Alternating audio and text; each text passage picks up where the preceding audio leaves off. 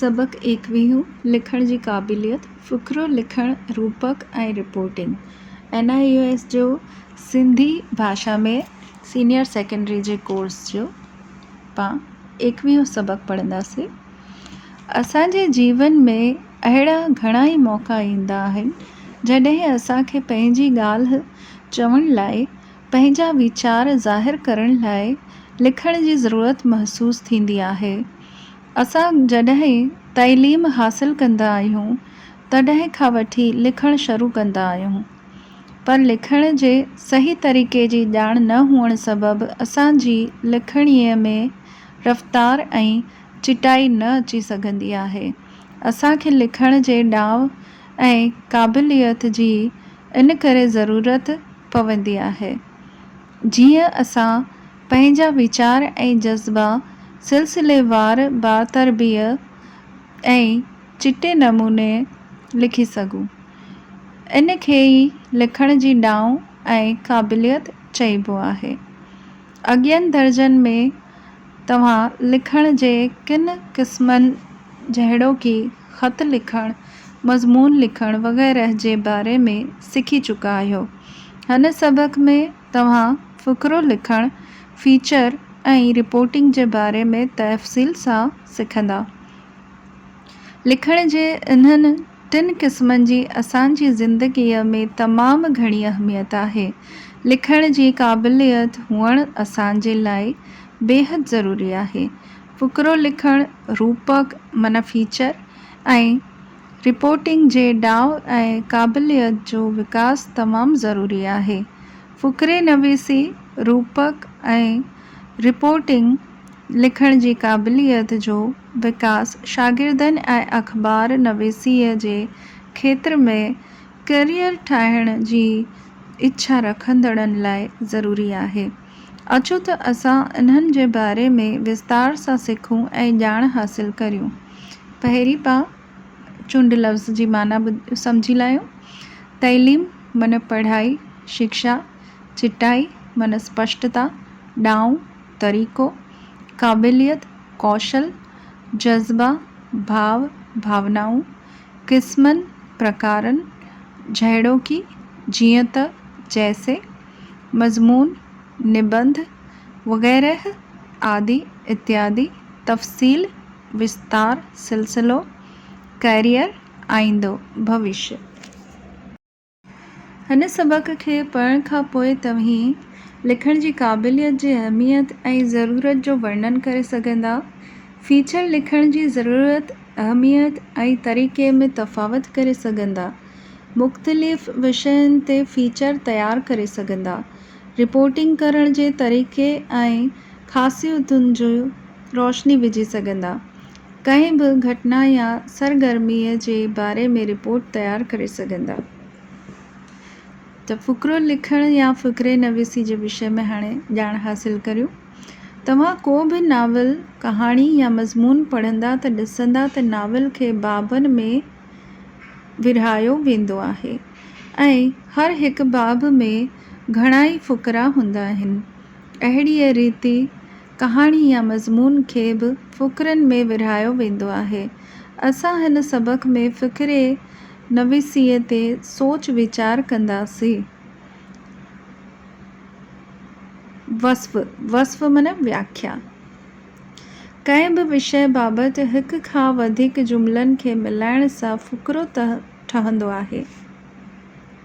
फ़ुक़रो नंढो बि थी थो सघे ऐं तमामु वॾो बि थी सघे थो।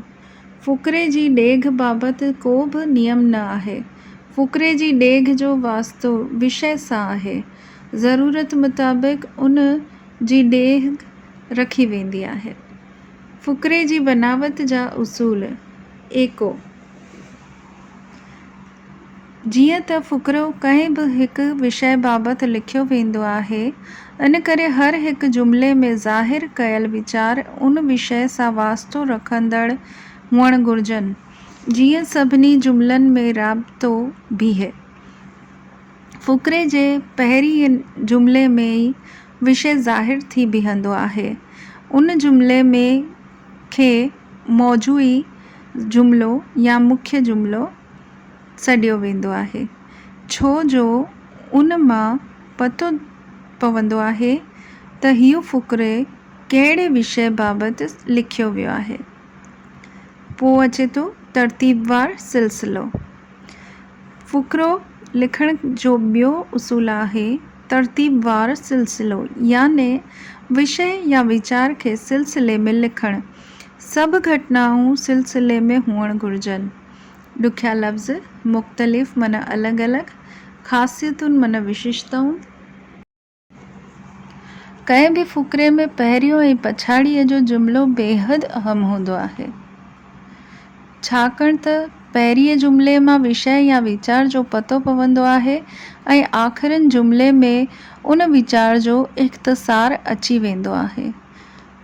गुनागुनियत, गुनागुनियत माना अलॻि अलॻि। टियों उसूल आहे गुनागुनियत, जंहिंजो मतिलबु आहे त एक रस्ता न हुअणु घुरिजे ऐं दुहिराव खां किनारो करणु घुरिजे। फ़ुक़्रे नवीसी असांखे कॾहिं कॾहिं कंहिं ॾिठल नज़ारे, तस्वीर, घटना, जलसे, शख़्सियत या स्थान वग़ैरह जे बारे में वीचार ईंदा आहिनि। मन में पैदा थियल वीचार या भावना खे लिखियल रूप में पेश करण खे फ़ुक़्रो लिखणु सॾियो वेंदो आहे।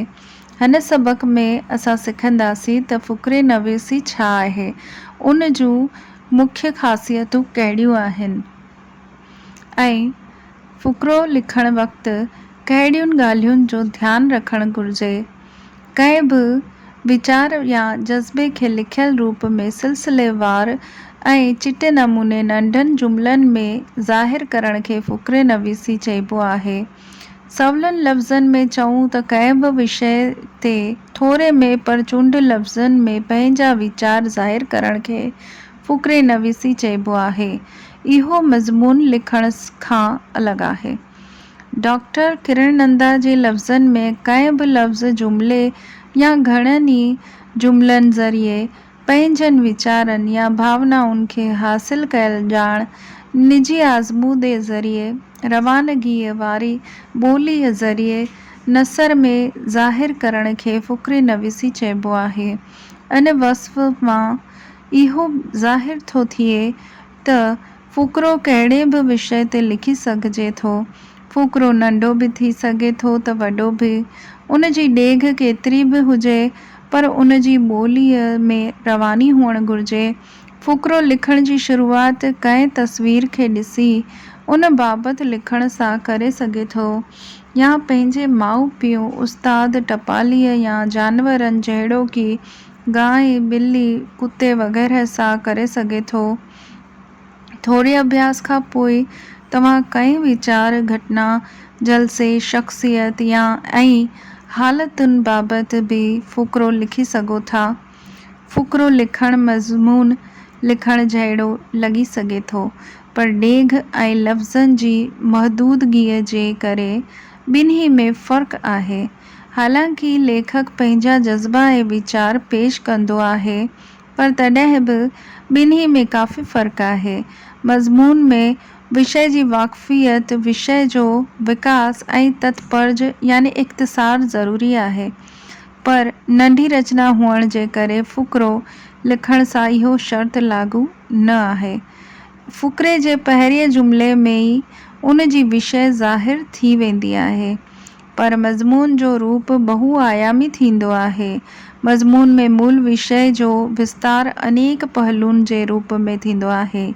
फ़ुक़्रे में कंहिं हिकिड़े पहलूअ जो ज़िक्र हूंदो आहे। आम तौरु असांखे फ़ुक़्रो ऐं मज़मून ॿई हिक जहिड़ा भासंदा आहिनि। कंहिं बि ॾिनल विषय बाबति नंढे में फ़ुक़्रो लिखिबो आहे ऐं उन जे अलॻि अलॻि पहलुनि खे विस्तार ॾेई मज़मून लिखी सघिजे था।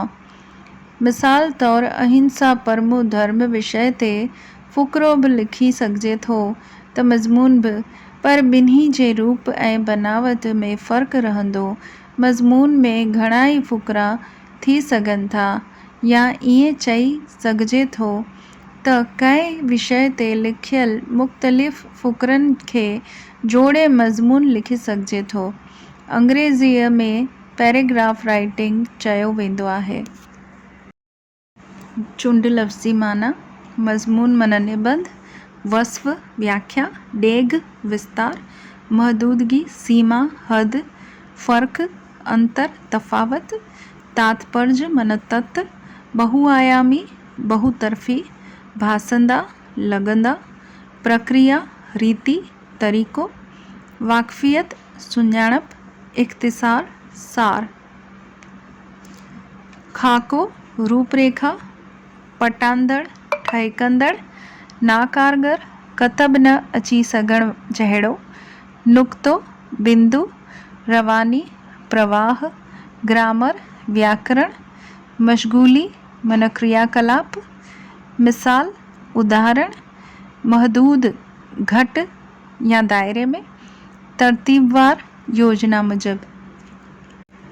हाणे फ़ुक़रे लिखण जी प्रक्रिया। फ़ुक़रो लिखण जे तरीक़े सां असांजो मतिलबु आहे उहा प्रक्रिया जंहिं जे आधार ते कंहिं बि विषय ते बातरतीब नमूने फ़ुक़रो लिखणु सिखी सघो था। असां कंहिं बि मिलियल विषय ते बातरतीब नमूने ऐं सिलसिलेवार फ़ुक़रो लिखणु सिखी सघूं था। असां कंहिं ॾिनल विषय ते पंहिंजे शख़्सी आज़मूदे हासिल कयल ॼाण ऐं असराइती भाषा ज़रिए फ़ुक़रो लिखी सघूं था। सुठो फ़ुक़रो लिखण लाइ असांखे किन ॻाल्हियुनि जो ध्यानु रखण जी ज़रूरत आहे। अचो त ॾिसूं त फ़ुक़रो लिखण वक़्ति कहिड़ियुनि ॻाल्हियुनि जो ध्यानु रखणु घुरिजे। पहिरियों आहे विषय जी ॼाण। जंहिं विषय ते असांखे फ़ुक़रो लिखणो हुजे उन बाबति पूरी ॼाण ऐं सोच वीचार करण जी ज़रूरत आहे।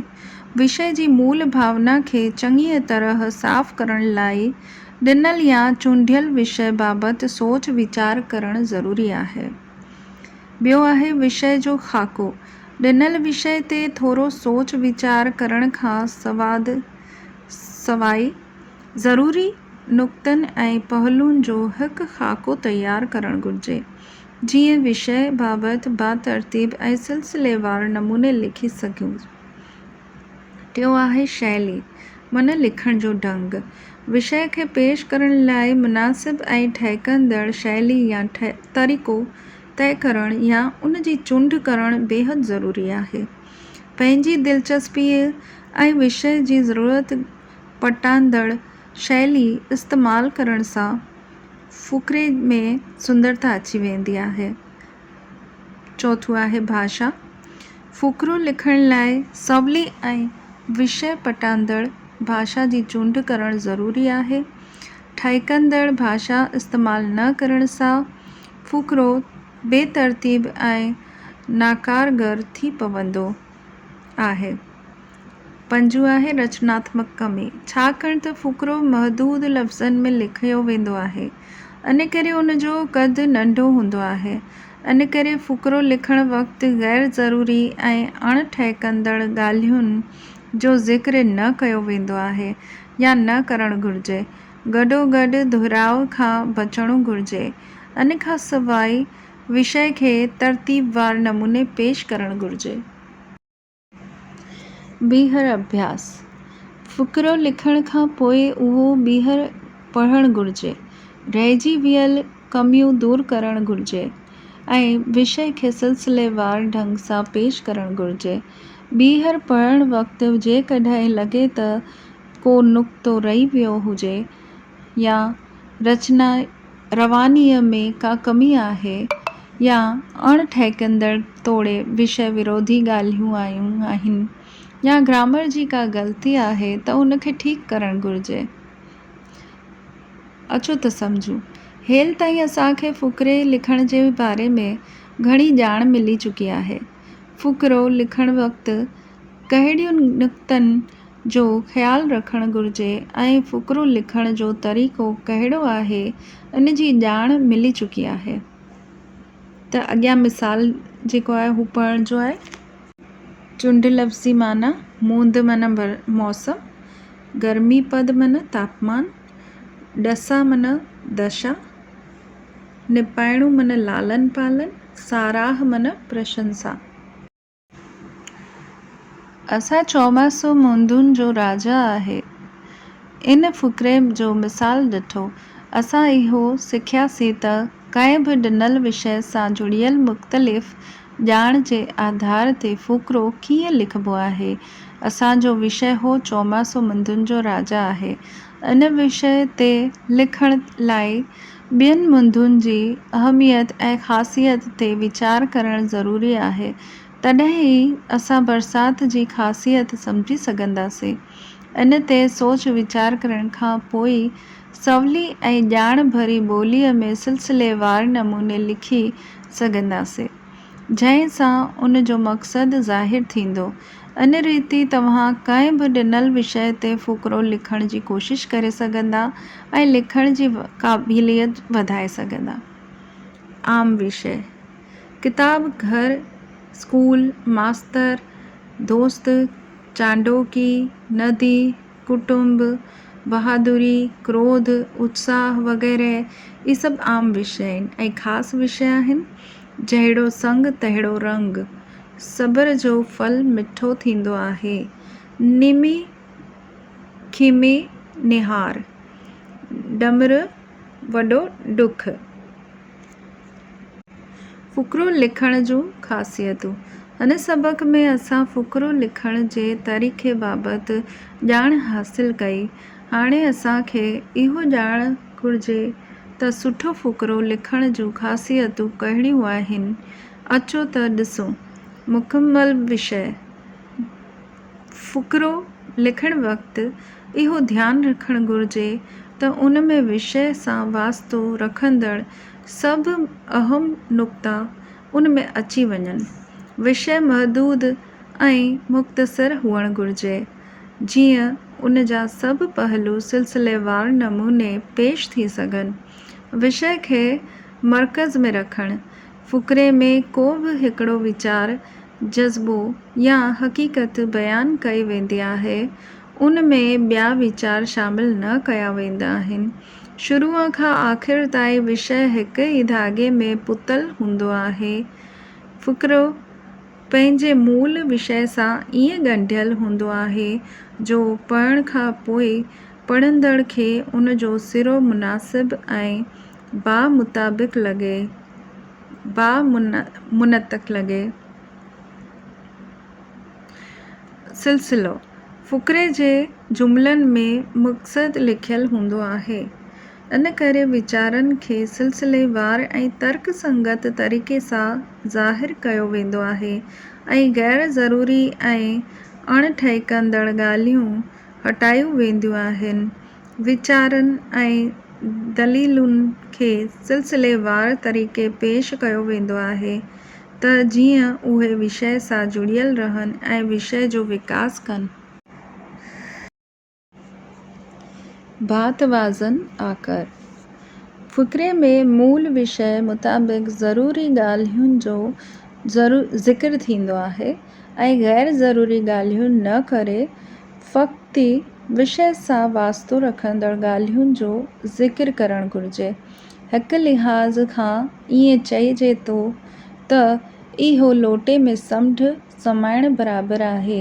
गॾोगॾु इहो बि ध्यानु रखणु घुरिजे त फ़ुक़रो तवाज़न भरियो हुजे ऐं घणी ॾेघ न हुजे, न त अहिड़ो फ़ुक़रो मज़मून बणिजी वेंदो।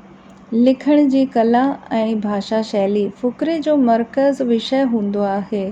इन करे विषय पटाईंदड़ भाषा ऐं शैली कतबि आणणु घुरिजे। जेतिरे क़दुरु थी सघे भाषा सलीस, सम्झ भरी ऐं ज़रूरत मुताबिक़ इस्तिलाह ऐं पहाका कतबि आणणु घुरिजनि। इन रीति फ़ुक़रो लिखण में इन्हनि ॻाल्हियुनि जो ध्यानु रखण सां सुंदर, सलीस ऐं रवानीअ वारो फ़ुक़रो लिखणु मुमकिन थी सघंदो आहे।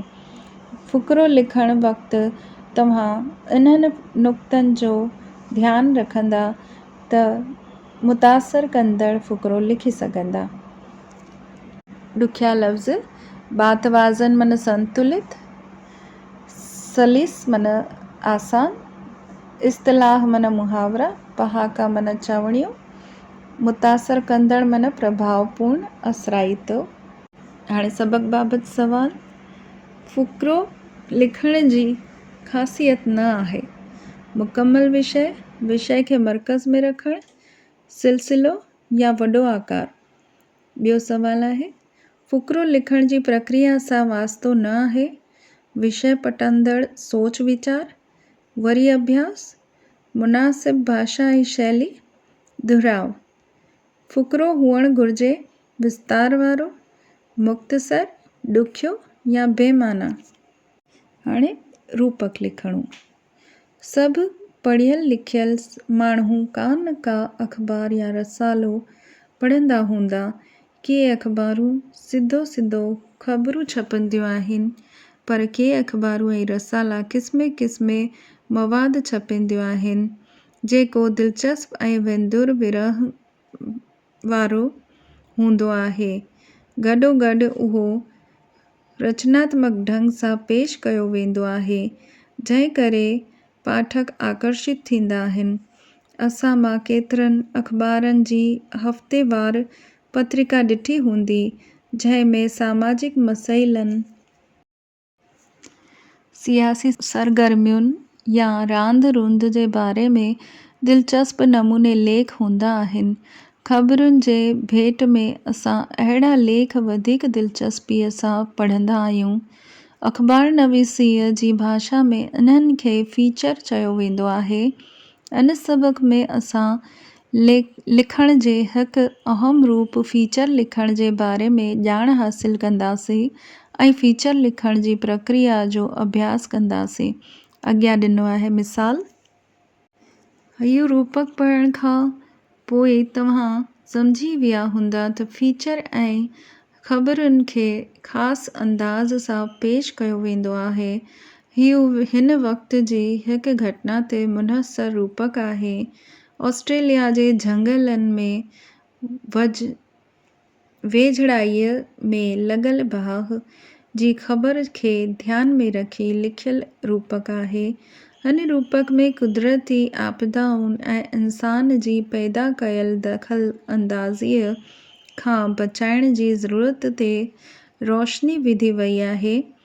रूपक खे पूरो पढ़ण खां पोइ लॻंदो त रूपक में हालत, घटना, पसमंज़र ऐं हवाले जो विस्तार सां वर्णन कंदे अनेक सुवालनि जो हल पिणु ॿुधायो वियो आहे। ख़बर जे हाल जे धरतीअ ते बीही माज़ीअ ते नज़र विझ, मुस्तक़बिल जी उॾाम भरींदड़ रूपक लिखण जी हीअ विधा बेहद ताक़तवर ऐं काराइती आहे। असांखे मुख़्तलिफ़ रसालनि में शाया थींदड़ रूपक पढ़णु घुरिजनि ऐं उन्हनि जी तौर करणु घुरिजे। ॾुखिया लफ़्ज़, तवाज़न माना संतुलन, मुनहसर माना आधारित, पस मंज़र माना परिवेश, मुस्तक़बिल माना भविष्य, तौर माना विश्लेषण, वस्फ़ व्याख्या, संफ़ विधा, इज़हार अभिव्यक्ति, परॾेही माना विदेशी, अख़बार नवीस पत्रकार, रसाला पत्रिकाऊं, मवाद माना सामग्री। रूपक जी माना ऐं अहमियत। रूपक लाइ अंग्रेज़ी लफ़्ज़ आहे फ़ीचर, जंहिंजो मतिलबु आहे आकृति, ख़ाको, ख़ासियत या शख़्सियत। घटना ऐं हवाले पटांदड़ हिन लफ़्ज़ जी माना बदिलजंदी रहंदी आहे। अख़बारनि ऐं रसालनि में फ़ीचर लफ़्ज़ ख़ासि तरह जे लेख जी माना में कतबु ईंदो आहे। अभ्यास, खोजना, हक़ीक़त, मुलाक़ात, चित्र वग़ैरह जे आधार ते फ़ीचर लिखिया वेंदा आहिनि। फ़ीचर जी वस्फ़ कंदे असां चई सघूं था त रूपक हिकु अहिड़ी संफ़ आहे जंहिं में हक़ीक़त ऐं सचाईअ जे आधार ते कंहिं ख़बर खे जज़्बाती ऐं तख़्लीक़ी कल्पना जे रस में ॿोड़े तवाज़न भरी ऐं सख़्तु भाषा तोड़े तस्वीरनि जहिड़ी शैलीअ में इज़हार ॾिनो वियो हुजे। हिकु परॾेही अख़बार नवीज़ श्री डेनियल आर विलियमसन जे चवण मुजब फीचर हिकु अहिड़ियो तख़लीक़ी ऐं निजी अज़मूदे जे इज़हार ॾींदड़ लेख आहे जंहिं जी रचना कंहिं घटना हालत या जीवन जे कंहिं पहलूअ जे बारे में बुनियादी मक़सद जो मनोरंजन करणु ऐं सूचना ॾियणु आहे। अने व्याख्या मां ज़ाहिर थो थिए त फीचर ऐं लेख में केतिरियूं हिकु जहिड़ियूं थींदियूं आहिनि, पर ॿिन्ही में फ़र्क़ु बि आहे। फीचर कंहिं ख़बर जे आधार ते लिखियलु थी सघे थो, पर लेख लाइ इहो ज़रूरी न आहे। फीचर में मंज़रकशी हूंदी आहे, पर लेख लाइ इहो ज़रूरी न आहे। लेख में छंड-छाण ऐं गंभीरता ज़रूरी आहे। भारतीय पत्रकार कला नाले किताब में श्री P.D. टंडन फीचर जी वस्फ़ ॾींदे चयो आहे, विंदराईंदड़ नमूने लिखियलु प्रासंगिक लेख खे फीचर चई सघिजे थो। इन्हनि व्याख्याउनि मां साफ़ ज़ाहिर आहे त अख़बारुनि या रसालनि में ख़बरनि खां सवाइ माण्हुनि जी दिलचस्पीअ वटां ऐं नई ॼाण ॾींदड़ तोड़े ज्ञान वधाईंदड़ जेको मवादु शाया थींदो आहे तंहिंखे फीचर सॾियो वेंदो आहे। फीचर अख़बारुनि जो हिकु सुंदर ऐं कशिश कंदड़ अंग आहे। संपादकी लेख मौजूदह घटनाउनि जे आधार ते लिखिया वेंदा आहिनि। उन ई सुफ़े ते शाया थींदड़ लेख दिलचस्प, ॼाण वधाईंदड़ ऐं सुजाॻी पैदा कंदड़ हूंदा आहिनि। उन्हनि जी भाषा में रवानी, कविता जहिड़ी लय ऐं ज़रूरत पवण ते नाटकी अंदाज़ ऐं मंज़रकशी हूंदी आहे। नंढा तुज विषय सां जुड़ियल ऐं ज्ञान वधाईंदड़ फीचर गंभीर दिलचस्पी पैदा कंदा आहिनि ऐं दिलि तोड़े दिमाग़ जो विकास करण में मददगार थींदा आहिनि। फीचर में समाज जे मुख़्तलिफ़ मसइलनि ते रोशनी विधी वेंदी आहे ऐं केतिरा हल ॻाल्हाइण जो उत्साह भरींदा आहिनि। फीचर पाठकनि जी उण-तुण शांत कंदा आहिनि ऐं उन्हनि लाइ ज्ञान जो दिलचस्प ज़रियो हूंदा आहिनि। इन करे अख़बारनवीसीअ में इन्हनि खे ख़ासि जाइ मिलियल आहे। रूपकनि जा क़िस्म। हेलि ताईं असां रूपक जी वस्फ़, मतिलब ऐं अहमियत जे बारे में ॼाण हासिल कई आहे। गॾोगॾु रूपक जे बारे में वधीक ॼाण हासिल करण लाइ हिकु रूपक जो मिसाल बि ॾिठो। रूपक जे बारे में वधीक ॼाणण लाइ असां लाइ इहो ॼाणणु ज़रूरी आहे त फीचर केतिरनि क़िस्मनि जा आहिनि। अलॻि-अलॻि क़िस्मनि जे हालतुनि, विषयनि, हवालनि, खेत्रनि ऐं वसीलनि वग़ैरह जे आधार ते रूपक खे अनेक हिसनि में विरहायो सघिजे थो। कुल मिलाए रूपक जा 2 रूप आहिनि: पढ़णु, ॾिसणु ऐं ॿुधणु। मतिलब त जेको पढ़ी सघिजे, ॾिसी सघिजे ऐं ॿुधी सघिजे। जॾहिं असां रेडियो ते कंहिं बि विषय बाबति का ॻाल्हि ॿोल्हि या वार्ता रेडियो ते ॿुधंदा आहियूं त उन खे आवाज़ी रूपक चयो वेंदो आहे। अहिड़ीअ रीति टेलीविज़न फीचर ऐं अख़बारनि तोड़े रसालनि में शाया थींदड़ फीचर थींदा आहिनि। इन खां सवाइ रूपक खे ॿियनि केतिरनि आधारनि ते विरहायो वेंदो आहे। विषय जे आधार ते रूपक मुख़्तलिफ़ विषयनि ते हूंदा आहिनि। इन करे विषय जे आधार ते रूपक खे घणनि ई क़िस्मनि में विरहाए सघिजे थो, जहिड़ोकि सामाजिक रूपक, तवारीख़ी, सांस्कृतिक, आर्थिक, रांदि-रूंद, मुतइलफ़ ऐं सैरो सफ़र बाबति फीचर। इन रीति साइंसी, तकनीकी, हुनरनि बाबति, कला मुतइलक़ ऐं झंगली जानवरनि बाबति इन रीति अलॻि-अलॻि विषयनि ते रूपक लिखी सघिजनि था। तबिक़े जे आधार ते मुख़्तलिफ़ तबक़नि जे ज़रूरतनि जे आधार ते रूपक लिखिया वेंदा आहिनि, जहिड़ो कि ॿारनि लाइ, औरतुनि लाइ, ॿुढनि लाइ या नौजवाननि लाइ। इशाइत जे आधार ते रसालनि में शाया थींदड़ रूपकनि खे इशाइत जे आधार ते रोज़ानो, हफ़्तेवार, महियानो वग़ैरह क़िस्मनि में विरहाए सघिजे थो। के रूपक निमाइते नमूने लाॻीतो छपजंदा आहिनि, उन्हनि खे धारावाहिक चइबो आहे। शैलीअ जे आधार ते हर को लेखक पंहिंजे पंहिंजे ढंग सां लिखंदो आहे। लिखण जो अलॻि अंदाज़ उन लेखक जी सुञाणप बणिजी वेंदी आहे। इन रीति बयानी, तनक़ीदी, खोजनात्मक वग़ैरह क़िस्मनि जा रूपक हूंदा आहिनि। चूंड लफ़्ज़, वसीला मन माध्यम, ज़रिया, तवारीख़ी मन ऐतिहासिक, साइंसी मन वैज्ञानिक।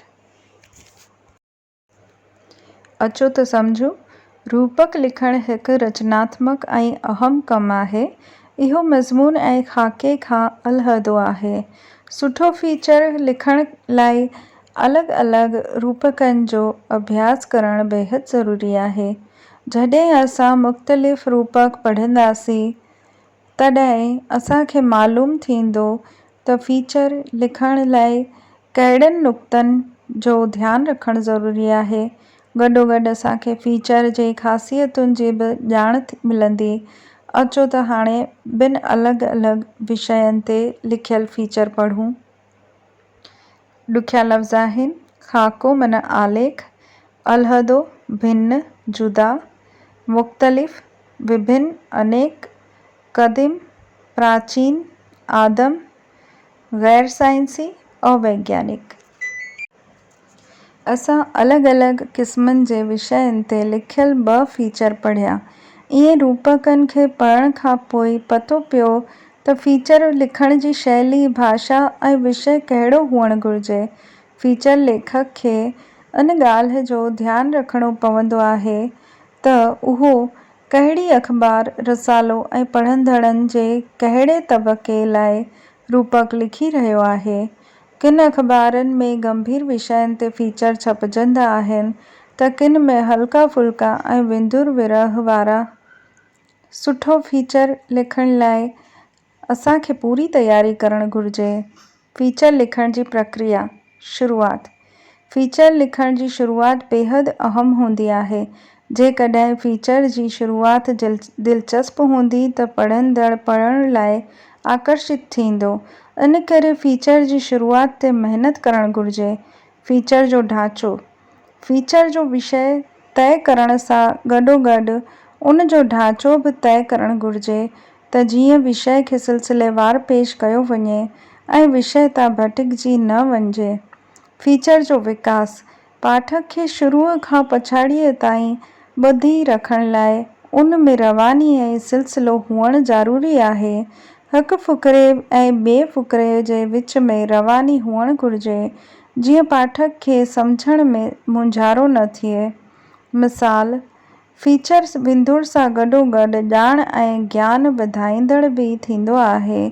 इन करे उन में मिसाल बि ॾिना वेंदा आहिनि, पर मिसाल तमामु सोचे समुझी ॾियणु घुरिजनि ऐं ग़ैर ज़रूरी मिसाल न विझणु घुरिजनि। फ़ीचर जी भाषा। फ़ीचर लिखण वक़्तु सलीस भाषा जो इस्तेमालु करणु घुरिजे। विषय मूजिबि भाषा कतबि आणणु घुरिजे। मथे ॼाणायल नुक़्ता ध्यान में रखण खां सवाइ ॿियनि बि किन ख़ासियतुनि खे ध्यान में रखणु घुरिजे। फ़ीचर लेखक खे मां जी शैलीअ खां किनारो करणु घुरिजे। विषय जे सभिनी अहम पहलुनि जो ध्यानु रखणु घुरिजे। अधु-दम, मुनो-दम ऐं ॿुड़ीअ जो ध्यानु रखणु घुरिजे। फ़ीचर लिखण खां पोइ उन खे पढ़णु ज़रूरु घुरिजे। इन्हनि ॻाल्हियुनि जो ध्यानु रखंदा त रूपक लिखण जी कला हासिलु करे सघंदा। ॾुखिया लफ़्ज़। मुंझारो मन उलझन, सलीस, सवली, सरल। अधु-दम, कामा, मुनो-दम, दम काम ऐं ॿुड़ी माना पूरो दम या विराम। सही जवाब चूंडे लिखो। कंहिं बि सामाजिक मसइले, सियासी सरगर्मीअ या रांदि रुंद बाबति लिखियल दिलचस्प बयान खे चइबो आहे रिपोर्टिंग, फीचर, यादगिरी या ख़बर।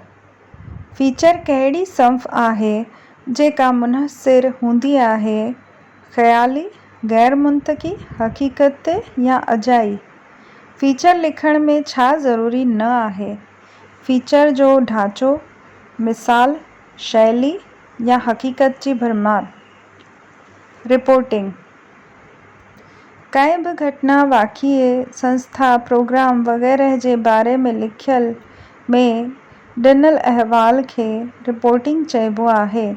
रिपोर्टिंग हक़ीक़तुनि जे आधार ते कई वेंदी आहे। उन जो मक़सदु सही सिधी ऐं सवली भाषा में ॼाण ॾियणु आहे। रिपोर्टिंग खे अहवाल भी चई सघिजे थो। क़िस्मे ख़बरूं रिपोर्टिंग जो आधार ते मिलंदियूं आहिनि। ख़बरूं कठियूं करे उहे लिखियत रूप में अख़बारुनि लाइ मोकिलण खे रिपोर्टिंग चइबो आहे। रिपोर्टिंग मुख्य रूप में घटना वारे हंधि ते वञी कई वेंदी आहे। को बि रिपोर्टर याने ख़ातू कंहिं सेमिनार, रैली या पत्रकार सम्मेलन में वञी रिपोर्ट मोकिलींदो आहे। उहा रिपोर्ट अख़बार, रेडियो या टेलीविज़न जे ऑफ़िस में मोकिलींदो आहे। उन खे न्यूज़ रूम सॾियो वेंदो आहे।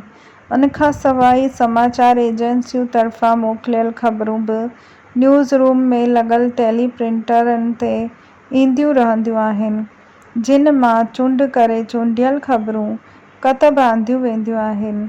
रिपोर्ट ते असुलु कंहिं बि वाक़िए, संस्था, सेमिनार, हादसे, प्रोग्राम वग़ैरह बाबति बयानु आहे जेको हक़ीक़तुनि ते ॿधलु हूंदो आहे, जंहिं में हक़ीक़तुनि ते ॿधल ॼाण ॾिनी वेंदी आहे। इन में जज़्बात खे शामिल न कयो वेंदो आहे। इन में फ़क़्ति हक़ीक़तुनि खे ई शामिल कयो वेंदो आहे। अदबी बैठकुनि, सेमिनारनि, संस्थाउनि जे सरगर्मियुनि, वाधारे जांच संस्थाउनि जी रिपोर्ट सां गॾोगॾु अखियुनि ॾिठो अहवाल बि रिपोर्टिंग में शामिल थींदो आहे। चूंड लफ़्ज़ी माना गैर मुंतक़ी माना तर्कहीन, ख़ातू माना पत्रकार, वाक़िए, घटना, बैठक, गोष्ठी, सरगर्मी माना गतिविधि। कंहिं बि अख़बार जी कंहिं बि ख़बर खे ध्यान सां पढ़ो ऐं ॾिसो त रिपोर्ट कीअं तयारु थींदी आहे। रिपोर्ट लिखण जो मतिलबु आहे कंहिं बि विषय बाबति विस्तार सां लिखणु। रिपोर्ट में कंहिं बि विषय, हालत, रिथा, कार्यक्रम या प्रक्रिया बाबति हक़ीक़तुनि खे पेश कयो वेंदो आहे। रिपोर्ट लिखण जो मक़सदु हूंदो आहे पढ़ंदड़नि या ॿुधंदड़नि अॻियां साफ़ ऐं मुख़्तसिर में हक़ीक़तूं पेश करणु ऐं उन्हनि जी छंड छाण करणु। रिपोर्ट में शुरूआति बैदि बहस, मुबाहसो ऐं पछाड़ीअ में इख़्तिसार याने तत ॾिनल हूंदो आहे। इख़्तिसार में उन मसइले जे हल लाइ के सुझाव बि ॾिना वेंदा आहिनि। रिपोर्ट हिकु दस्तावेज़ आहे जंहिं में कंहिं ख़ासि तबक़े ऐं मक़सद लाइ नेमाइते नमूने ॼाण पेश कई वेंदी आहे। रिपोर्ट में कल्पना खे का जाइ न आहे।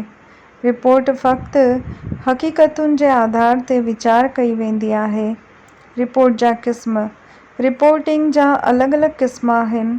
असां पंहिंजी सहूलियत मुताबिक़ हेठि ॼाणायल मुख्य क़िस्मनि में विरहाए सघूं था। कंहिं बैठक, जलसे या सम्मेलन जी रिपोर्ट, कंहिं संस्था जी सालियानी या माहियानी रिपोर्ट, कारोबार जी रिपोर्ट, सालियानी या माहियानी, जांच कमेटियुनि जी रिपोर्ट, न्यूज़ रिपोर्टिंग, कंहिं घटना, सरगर्मी, आंदोलन वग़ैरह जी रिपोर्ट। हाणे रिपोर्टिंग जी प्रक्रिया।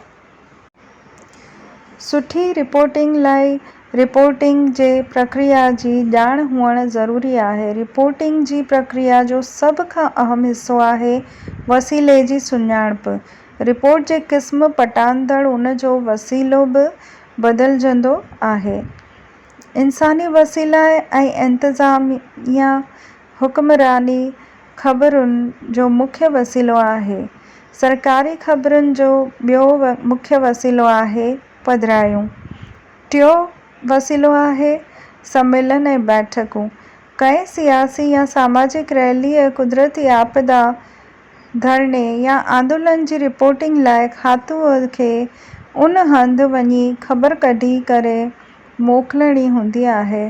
केतिरा दफ़ा कंहिं ख़ासि घटना लाइ वास्तेदार नेताउनि, शख़्सनि, अमलदारनि ऐं मुतासिर माण्हुनि सां ॻाल्हि ॿोल्हि करे खातू रिपोर्टिंग कंदो आहे।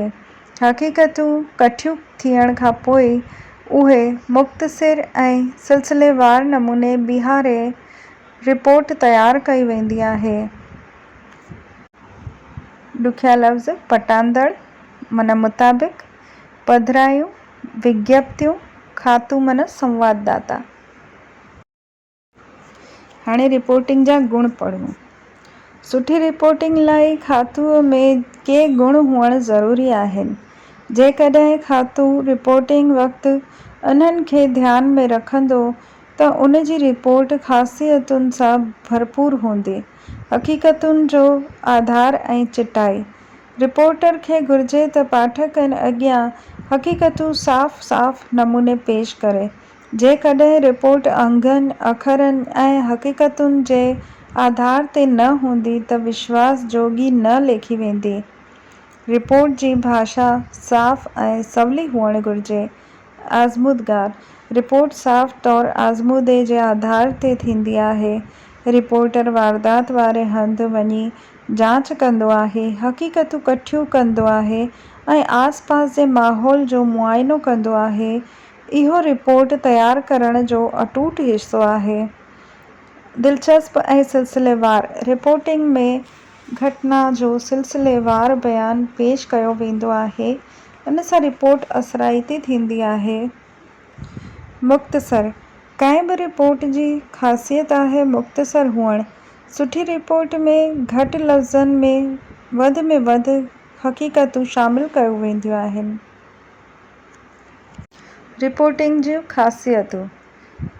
सुठी रिपोर्ट में के ख़ासियतूं हुअणु बेहदि ज़रूरी आहिनि। रिपोर्ट हिकु अहिड़ो दस्तावेज़ आहे जंहिं जी फ़क़्ति मौजूदह वक़्त में अहमियत न आहे, पर मुस्तक़बिल में बि उन जी ज़रूरत ऐं कारगरता आहे। अख़बारनवीसीअ में रिपोर्ट जो वास्तो ख़ासि तौरु ख़बरुनि जी रिपोर्टिंग सां हूंदो आहे।